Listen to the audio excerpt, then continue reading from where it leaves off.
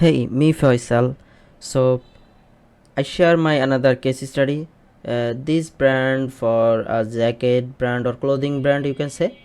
So here I test about three different type of ads for A/B testing.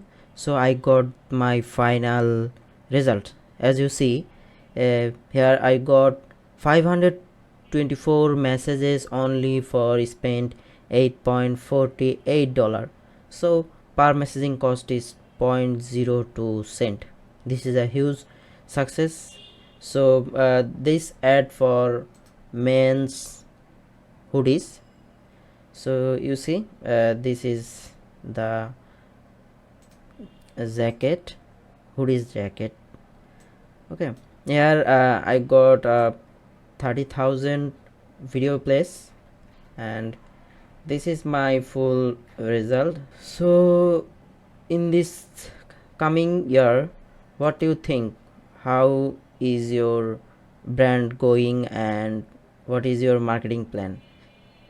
If you have any plan, you can share with me.